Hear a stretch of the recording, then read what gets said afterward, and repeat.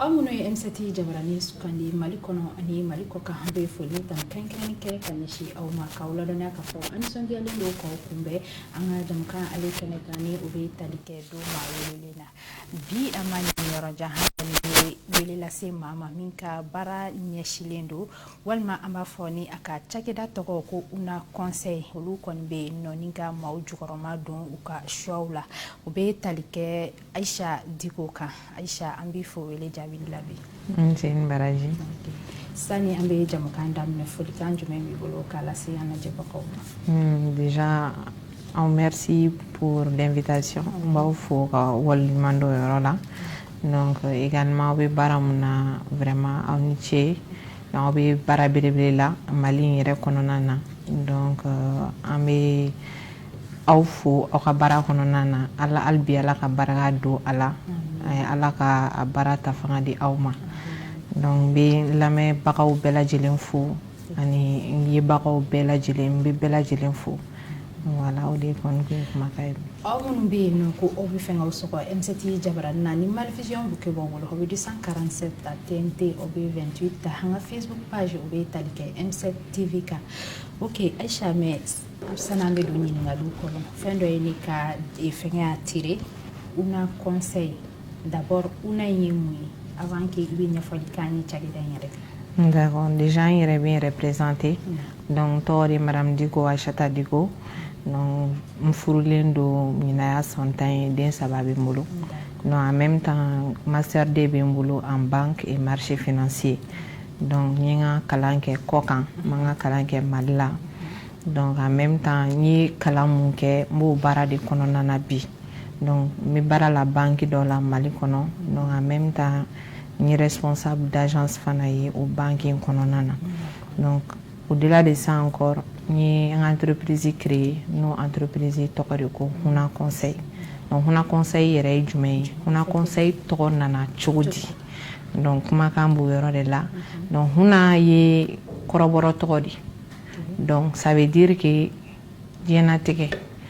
una tobina circonstances muna a circonstances donné no koroboro fi c'est-à-dire ni bangira mais i ka bangi uma basiki donc ye kilenge ye flake ye sabage donc kile mun basikira ubo to da huna pour que to mun manana ulu ka se kasi donc a kekunde to ko choisir di pour que amana geleya chugo ne ga entreprise ga basiki voilà donc to ko nana tene en même temps asira non to ko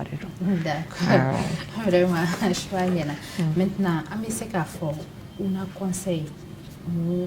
chake dana sugu. D'accord, déjà à créera 2018 notaire Yassine Faye fait donc entreprise be créer kundo de là donc soit i opportunité soro i ba dele soit i deuna i ba dele donc vraiment ne tanana deune kono nana parce que ngumi baramuna ni problème chama soro akono fo ata ke problème de santé au borala donc nyaani ni nga baragero mo fe vraiment o ka wati jan metan furake o wati kono donc o wati kono nana comme ni moye mo musigli ba mandignité donc est-ce que ni ne willa ka fait no ke vraiment fait mba to ntese ga si mo me ngata ti o be so ngafusa ne ren ni kuma donc o de la ne huna conseil création blanc kulo la donc a créer entreprise fana be créer ka problème solution de ñini problème na donc maintenant au problème yi problème suku jumé on a conseil be na o barake o cadre de kononana donc follow problème follow anya yi am sika solution ñini problème follow na vraiment o conseil yoré donc conseil yoro o be ta fiscalité fan fait o be ta comptabilité fan fait voilà voilà donc flana oui vraiment formation yore parce que formation mun bɛ di an ma école la o tɛ formation fana bɛɛ ye i b'a sɔrɔ baara kɔnɔna na fɛn caman bɛ yen nɔ an bɛ mun kɛ an b'o o dɔnniya ma di an ma école la donc formation fana problème kun bɛ yen en même temps fana conseil orientation bɛ accompagnement bɛ yen nɔ donc orientation ni accompagnement tɛ dɔwɛrɛ ye e b'a dɔn k'a fɔ k'e bɛ fɛ ka kɛ docteur ye e bɛ fɛ ka kɛ politicien ye e bɛ fɛ ka kɛ école maître ye mais i t'a dɔn i bɛ sira mun ta pour que i ka se ka kɛ o ye donc n ka conseil bɛ na o yɔrɔ fan fɛ ka se k'i dɛmɛ i ka sira ɲɛnɛman ta i bɛ fɛ ka kɛ mun ye diɲɛlatigɛ kɔnɔna na o bɛ daminɛ depuis DEF n'i ye DEF sɔrɔ an bɛ orienté soit lycée la soit professionnel la en fonction de i yɛrɛ bɛ fɛ ka kɛ mun ye après lycée mana bɔ yen nɔ université bɛ na n bɛ fɛ ka taa kɔ kan wa n bɛ fɛ ka to Mali la wa olu bɛɛ orientation niveau bɛ accompagnement bɛ na yɔrɔ jumɛn o ye de e mɔgɔ mun i kan ka i ka licence sɔrɔ ou bien i kan k'i ka master 2 sɔrɔ i y'a dɔn olu la diplôme tɛ d'i ma f'i ka i ka rapport de stage de kɛ ou bien f'i ka i ka mémoire de kɛ donc pour que olu ka kɛ f'i ka stage de sɔrɔ o stage bɛ sɔrɔ cogo di Mali kɔnɔna na bɛɛ b'a dɔn a ka gɛlɛn ni relation tɛ mɔgɔ min na a ma nɔgɔn i ka stage sɔrɔ en même temps ni stage fana sɔrɔ encadreur ko problème bɛ waati caman i b'a sɔrɔ encadreur école la temps t'o bolo ou bien i b'a sɔrɔ encadreur baarakɛyɔrɔ la temps t'o bolo donc vraiment an ka accompagnement bɛ na o yɔrɔ fana fan fɛ k'i dɛmɛ ka stage ɲini partenaires b'an bolo olu cadre kɔnɔna na donc d'accord partenaire ko an bɛ se olu ma ɲɛfɛ maintenant cakɛda in sigi kun dɔɔnin kɔfɛ laɲini kɛrɛnkɛrɛnnen wɛrɛ bɛ yen min tɛ nin ci ya si laɲiniw bɛ yen nɔ c'est à dire comme an y'a daminɛ donc i b'a dɔn ni baara daminɛ i bolo tɛ se ka maga a bɛɛ la donc vision kɔni bɛ yen nɔ a ka d'an ye an ka nin bɛɛ de kɛ mais an y'a daminɛ ni fɔlɔ minnu ye o de ye formation yɔrɔ ye donc sisan nɔ an bɛ fɛ ka na conseil yɔrɔ développer conseil mana bɔ yen sisan orientation ani accompagnement bɛ na voilà olu de y'an ka laɲini ye d'accord maintenant i ka kɔrɔfɔ kɔnɔ i da sera a ma aw bɛ mɔgɔw accompagner cogo min na maintenant ni mɔgɔ kofɔlen ninnu aw n'u bɛ ɲɔgɔn lasɔrɔ cogo di aw de bɛ s'u ma wa walima olu yɛrɛ de bɛ wuli ka se aw ma olu yɛrɛ de bɛ se an ma donc an b'an ka communication bila pagew b'an bolo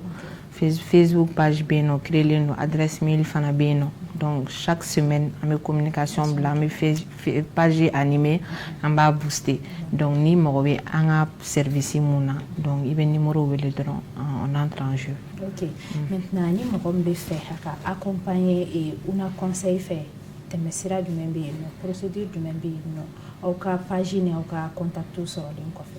Signaux de olu kɔfɛ c'est-à-dire équipe bɛ en place donc équipe dɔ bɛ yen nɔ olu sigilen don Sɛbɛnnikɔrɔ donc équipe bɛ en place pour réceptionner les demandes donc demande minnu kɛra donc ne b'o remonter semaine kɔnɔna na donc olu bɛ o traiter comme n y'a fɔ cogo min na formation kɔni aki CVTech b'an bolo formateur b'an bolo mun b'an ka bila la minnu fana ka compétence ye mun ye donc ni karisa ko k'a mago bɛ nin formation hakɛya de la donc ni formation qualité de la donc an dan dɔrɔn k'o wele donc partenaire technique fana b'an bolo donc minnu bɛ se ka u ka salle di an ma an ka se ka formation kɛ cogo min na pareil pour le conseil pareil pour la comptabilité c'est-à-dire entreprise i mago bɛ an ka prestation na fiscalité kan ou bien mago bɛ an ka prestation na comptabilité kan i dan dɔrɔn k'i ka besoin fɔ donc n'i ka besoin fɔ a bɛna traiter cogo min na o équipe bɛ Sɛbɛnnikɔrɔ o de b'o traiter donc en même temps c'est des cabinets agréés de don donc expert comptable b'an bolo maintenant inscrit à l'ordre voilà donc et aussi cabinet de fiscalité mon fana bɛ fana agrémenté les do agrément b'u fana bolo c'est des anciens directeurs des impôts donc ils ont l'expérience bɛ donc c'est à peu près ça. D'accord. Maintenant on intervient au domaine fila ninnu dɔrɔn de la fiscalité ni conseil niveau là conseil niveau là non maintenant orientation et accompagnement comme y'a fait cogo an m'o daminɛ fɔlɔ mais c'est dans les projets à venir an y'a daminɛ formation an y'o kɛ an y'o faamu donc mɔgɔw yɛrɛ y'an dɔn o la voilà formation caman kɛra maintenant formation fana kɔnɔna na an ma a bɛɛ kɛ étude de marché bi amo ke élaboration de plan d'affaires and business plan amo fana ke donc au fana be projet là donc dans les jours à venir olu signa senga ka ba mo soro la parce que namanya ibe fenke ibe fen manike ibe fem maîtriser bo de ke donc comme don non ne do mo te se ka wuli ka fem beke tinto du moment où ame bara wéro la donc ka fla nyami amano donc amake don donc étude de marché fana be étude de marché te doere ni entreprise pour mbegana mallaronna mbegana bamako mbe feka nga entreprise ele donc nga entreprise bi barake fe munuka est-ce que olu mogo be marché ka mu nyona ke wa est-ce que olu be ka marché wa be ka marché chugodi wa est-ce que ni na ni nga produit muni olu ta be kini est-ce que abe marché wa donc oui étude follow étude flanan fana oui peut-être ne yɛrɛ bɛ marché kan ka ban donc n bɛ fɛ ka produit kura de bila ka na donc ni ne nana ni produit kura ye a produit bɛna apprécier cogo di consommateurs fɛ donc o études fana bɛ yen donc nin ye fitinin de bɛ se ka mun fɔ a kan pour que mɔgɔw ka faamuyali sɔrɔ a la donc business plan ani élaboration de plan d'affaires olu fana tɛ dɔwɛrɛ ye ni entreprise projet dɔ b'i bolo i bɛ fɛ ka financement ɲini a la donc i bɛ fɛ ka bailleurs attirer donc a bɛ kɛ cogo di voilà an b'olu voilà ok maintenant baara min don an bɛ se k'a fɔ a danaya ko a ka gɛlɛn dɔɔni maintenant una conseil ka stratégie ye jumɛn ye pour que ka mɔgɔw bɛ se ka danaya ta k'a di aw kan. Voilà, du moment où déjà ne yɛrɛ bɛ baara kɛ banque de la donc étiquette bɛ ne kan déjà donc bɛɛ b'a dɔn ko banque baara kɔnɔna na danaya de don confidentialité de don donc ni b'a dɔn k'a fɔ ne yɛrɛ bɛ yen ka ban donc ne yɛrɛ bɛ n yɛrɛ porter garant par rapport à ça et papier dɔw b'an bolo donc an b'olu papier signer ni an ka mɔgɔw ye mɔgɔ minnu bɛna adhérer k'a yir'u la k'a fɔ données mun bɛ ka traiter en ɲɔgɔn cɛ c'est vraiment des données personnelles et a tɛ se ka divulguer cogo si la sous peine que u yɛrɛ ka procédure entamée contre nous voilà. D'accord. Maintenant an bɛ don min na i ko bi hali ni i y'a kuntigɛ i ka kɔrɔfɔw kɔnɔ aw ka partenariat ko a bɛ cogo di aw n'u bɛ baara kɛ cogo di. C'est ça donc vu que n'i bɛ yɔrɔ dayɛlɛ f'i ka maîtriser de i y'a dɔn n'i bɛ formation kɛ f'i yɛrɛ ka kɛ formateur ye fɔlɔ donc an y'a daminɛ an ye baara fɔlɔw kɛ ni k'an yɛrɛ former fɔlɔ après ka sɔrɔ ka na fɔ k'an bɛna marché minɛ donc olu partenaires b'an bolo a daminɛ ye jumɛn cabinet YGL ani cabinet C'est quoi conseil donc an ye formation kɛ olu fɛ pour que ka être agréé en tant que formateur donc n'o bɔra yen nɔ an ye centre caman ka formation suit donc n'o ye centre d'incubateur ye u b'a fɔ mun ma centre d'incubateur olu yɛrɛ daminɛ na ne ka projet de kun don daminɛ na donc projet in ka se ka réaliser fo ka na kɛ bi an bɛ ka baara kɛ donc mɔgɔ dɔw de bɛ yen minnu y'an jigiyɔrɔma tintin donc olu tɔgɔ n bɛ se k'o di o ye impact hub ye a daminɛ na ni olu ye donc après smart yiriba nana smart yiriba yɛrɛ de y'an dɛmɛ kosɛbɛ kosɛbɛ parce que o de dara an na ka saliw d'an ma k'an yɛrɛ kɛ formateur ye etc donc tech conseil fana bɛ yen nɔ an ye olu ka concours kɛ donc an kɛra deuxième ye o concours la voilà donc olu fana ye yamaruya di an ma k'a fɔ ko n'an mago b'u la waati o waati voilà o bɛ yen nɔ donc au-delà de ça fana an fana ye mɔgɔ wɛrɛw ka partenaire ye voilà donc club dɔw b'an bolo donc jeune chambre fana bɛ yen nɔ jeune chambre internationale Bamako élite olu fana bɛ ne yɛrɛ y'o membre ye n intronisera 2016 voilà donc mon université mon plaisir de Tunis o fana bɛ yen parce que n ka école fana kɛ yen nɔ voilà. Maintenant ni baara ninnu bɛɛ tɛmɛnen kɔfɛ an bɛ se k'a fɔ ko yala gɛlɛyaw bɛ yen bi min bɛ se ka na conseil ka vision ka a dan sira la. Si gɛlɛyaw bɛ yen parce que comme n y'a fɔ cogo min an y'a daminɛ depuis 2018 de n'an kun ma gɛlɛya sɔrɔ san kun b'a sɔrɔ an yiriwara kosɛbɛ kosɛbɛ san b'a sɔrɔ an vision tɛmɛna an tɛmɛna vision kan donc o gɛlɛyaw tɛ dɔwɛrɛ comme n y'a fɔ cogo min na fila de don fɔlɔ o ye n bɛ baara la mi baara la an ka contrainte ka ca an tɛ jigin joona poste à responsabilité b'an bolo a ma nɔgɔn maintenant comment faire pour que k'a fila kɛ o difficulté fɔlɔ ye donc difficulté filanan fana o ye an obligera en fait k'an ka procédure falen k'an ka stratégie falen donc pour que an ka adapter réalité la parce que daminɛ na an mana formation kɛ donc formation lancelen no grand public de ma donc n'a y'a lancé grand public ma n'a kɛra fu salle bɛ fa formation bɛ kɛ ka ɲa fo mɔgɔw bɛ to kɔfɛ tellement que salle bɛ fa mais n'a ye prix d'a kan dɔrɔn salle tɛ fa donc alors que a waati charge bɛ yen nɔ siège social b'an bolo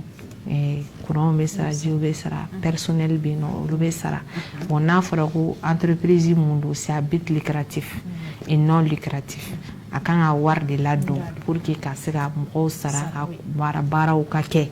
maintenant ni prix dara formation kan mɔgɔ tɛ sɔrɔ donc o ye gɛlɛya belebele ye maintenant pour que ka se ka o bali donc il faut que an ka miiri ka se ka stratégie falen donc an bɛ k'an ɲɛsin mɔgɔ min ma a bɛ se ka kɛ olu mɔgɔ wari de tɛ yen nɔ par exemple les étudiants ou bien mɔgɔ minnu bɛ baara ɲini na i y'a dɔn kɔni wari tɛ yen donc maintenant n'an ɲɛsin entreprise ma sisan que ça soit vraiment professionnel donc là an bɛɛ na se k'i ta sɔrɔ kɔnɔna na donc o fila de tun ye ne ka gɛlɛya ye. An filɛbagaw ka hakili jigin k'a fɔ ani Aisha Diko de bɛ ɲɔgɔn bolo bi ni ale ye Una Conseil o ɲɛmaa ye Aisha an bɛ tɛmɛ ni an ka kɔrɔfɔw ye hali bi gɛlɛyaw tɛmɛnen kɔ projet kura jumɛn bɛ Una Conseil bolo don ni nataw la. N y'a kuma kun tigɛ déjà donc n y'a fɔ cogo min na i bɛ baara daminɛ f'i k'a bɛɛ maîtriser de et puis en même temps i ka partenaire sɔrɔ o kɔnɔna na pour que i ka se ka baara in latɛmɛ cogo min na latɛmɛ ko ɲuman na donc en même temps n ye partie fila fɔ formation kɔnɔna na minnu kun ma daminɛ an bɛ fɛ k'olu daminɛ sisan n'o ye étude de marché élaboration de plan d'affaires and business plan donc olu mɔgɔw sɔrɔ la sisan nɔ voilà donc an bɛ se ka baara daminɛ o cadre kɔnɔ hukumu kɔnɔna na maintenant ka bɔ yen fana conseil fana nana donc conseil fana na an ye experts sɔrɔ donc vraiment minnu agréélen don donc c'est du concret donc ni mɔgɔ bɛ an ka service la experts bɛ en fiscalité experts bɛ en comptabilité voilà olu de ye projet fila ye en cours orientation accompagnement an b'an bolo don o la fɔlɔ mais o ye de ka mɔgɔw ladɔnniya k'a fɔ ko dans les jours à venir ou dans les mois à venir n'an ye partenaires sɔrɔ o kɔnɔna na vraiment an b'o baara daminɛ. Maintenant Una Conseil a ka dɛmɛ a bɛ dan Bamakɔ dɔrɔn wa walima aw bɛ intervient région fana kɔnɔna la. An bɛ intervient région kɔnɔ parce que coronavirus in nalen donc o y'a to an ka outil de travail falen donc fɔlɔ direct de don donc i bɛ na de salle kɔnɔna na an bɛ formation kɛ ou bien i bɛ na directement i mago bɛ mun na an b'o fɔ direct la mais coronavirus la a y'an permettre ka fɛn wɛrɛw lajɛ sillonner donc comme Teams par exemple donc Teams logiciel dɔ de don distance ou bien an ka kuma ni ɲɔgɔn ye a distance ka sɔrɔ an ɲɛ tɛ ɲɔgɔn na donc e mɔgɔ bɛ an ka assistance la donc e dan ka an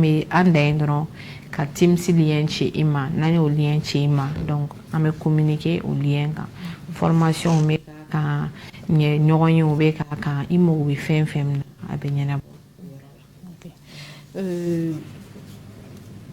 An bɛ se ka an jɛngɛ dɔɔni an bɛ don jamana ko kuma la parce que jamana bɛ yɔrɔ min na bi a ka kan bɛɛ lajɛlen kan k'i ka kɔrɔfɔ di ka ɲɛsin an bɛ se ka bɔ nin crise in kɔnɔ cogo min na yala Aisha hakilinata ye jumɛn ye jamana ko la an bɛ don min na i ko bi conseil jumɛn bɛ Aisha bolo walima wele da kan jumɛn b'i bolo k'i bɛ se ka adresser jamana kɔnɔdenw ma hali autorité bolo. Ne kɔni wele kan mun bɛ ne bolo o ye de an k'an bolo di ɲɔgɔn ma an bɛɛ de bɛ fa la an bɛɛ de bɛ ba la ne ye fila ye o t'a la ne ye kɔrɔbɔrɔ ye o ta la, ne bamana ye o ta la, ne ka dɔ o ta la, maliyɛn bɛɛ bɛ fa la, maliyɛn bɛɛ bɛ ba la. N'an sɔnna k'an bolo di ɲɔgɔn ma, an kana sɔn mɔgɔ wɛrɛw kana u sen don an sen kɔrɔ, an bɛɛ ka kɛ kelen ye. Ni Ala sɔnna an ma, Mali bɛ bɔ nɔgɔ la. Ne kɔni ne bɛ mun fɔ an ka autorité ye, u bɛ baara mun na hali bi Ala k'u dɛmɛ u ka baara la. Ala ka hakili ɲuman di an yɛrɛ fana ma pour que an ka se ka nin waati an ka tɛmɛko ɲuman na. Gɛlɛya min bɛ yen nɔ an ka kun waati ko dɔrɔn de don. Ni Ala sɔnna a ma a bɛɛ bɛ ɲɛnabɔ. Inshallah. Ok, an filɛbagaw k'o ladɔnniya k'a fɔ aw ka jamukan o de ye sanfɛ ni u bɛ tali kɛ don ma welelen na. An ka ma welelenw bɛ tali kɛ Ayisa Diko la ni ale ye UNA conseil ale ɲɛmaa ye. Ok, an bɛ tɛmɛ ni kɔrɔfɔw ye hali bi. Maintenant aw ye client minnu dɛmɛ, aw ni mɔgɔ minnu bolo bɛ ɲɔgɔn bolo, an bɛ se k'a fɔ nimisi wasa bɛ baara la ka mɔgɔ ninnu bolo wa? Si nimisi wasa bala du moment où normalement ni ko kɛra ka ɲa, contact bɛ garder, relation bɛ garder, fo fɛn caman bɛ bɔ a kɔnɔ toujours. Donc hali sini ne tɔgɔ bɛ UNA conseil bɛ APJ la parce que an ye programme forum participer. APJ ye journée entrepreneuriale dɔ participer, dɔ organiser à l'endroit des jeunes entrepreneurs. En participer au là. En même temps programme wɛrɛw bɛ to ka an wele, donc pour que an ka se ka participer, an ka baara kɛcogo yira mɔgɔw la, an ka mɔgɔw ladɔnniya an ka baara taabolo la. Donc ani mɔgɔ minnu kɔni bɛ baara kɛ depuis daminɛ ka se bi ma, relation maintenunen don. Et don o don olu yɛrɛ de bɛ ka force di an ma pour que an ka se ka ko kuraw kɛ toujours, olu mago bɛ se fɛn minnu ma. Donc o de la vraiment ne yɛrɛ b'olu fo kosɛbɛ. Maintenant miirina ye jumɛn ye, hakilinaw ye jumɛn ye yaasa ka UNA conseil ka ale lakubaya ka se hali pour que a ka jamana kɔfɛ? Hakilina wɛrɛ tɛ yen nɔ, o ye dɔrɔn de an ka baara kɛ a kɛcogo ɲuman na. N'an ye baara kɛ a kɛcogo ɲuman na, an yɛrɛ baara yɛrɛ kɛcogo ɲuman bɛ bɔ ni an ye. Voilà, du moment où déjà Mali yɛrɛ kɔnɔ a bɛ fɔ ko bouche à oreille k'o de ka farin. Voilà, o de bɛ taa ni ko ye kosɛbɛ ka tɛmɛ hali média kan. Donc ni Ala sɔnna ma n'an ye baara kɛ a kɛcogo ɲuman na, donc an tɔgɔ bɛ taa, donc entreprise bɛ yiriwa o kɔnɔna na. D'accord. Maintenant Ayisa Diko ka kumakan laban ye jumɛn ye an bɛ jamukan kuncɛ? Ne ka kumakan laban ye mun ye, o ye vraiment ka aw fo kosɛbɛ aw ka invitation na bi, ka maliyɛnw bɛɛ fo, ka fɔ maliyɛnw bɛɛ ɲɛna k'an bɛɛ de ye kelen ye. Ala ka jamana basigi. Hali bi Ala yɛrɛ ka ne yɛrɛ ka entreprise Ala k'a taa ɲɛ. Ne ni partenaire minnu bɛ ɲɔgɔn bolo Ala k'an bolo mɛn ɲɔgɔn bolo. Partenaire kuraw minnu bɛ yen nɔ n'olu bɛ se ka na Ala ka olu la na hɛrɛ la, an yɛrɛ k'u bisimila ko ɲuman na. Voilà, donc o de kun ne ka kumakan ye bi ka lase aw bɛɛ lajɛlen ma. Ok, kumakan mɛnna, foli diyara n ye. An filɛbagaw nin de kɛra aw garijɛgɛ bi aw ka jamukan ale kɛnɛ kan ni o ye don maa welelen ye. Hakilina jiginna maa welelen o tun ye Ayisa Diko ye ni ale ye UNA conseil promotrice ye. Ni Ala ma basi kɛ aw ni ne Ala k'an bɛn ni kɛnɛ ɲɔgɔn wɛrɛ kan.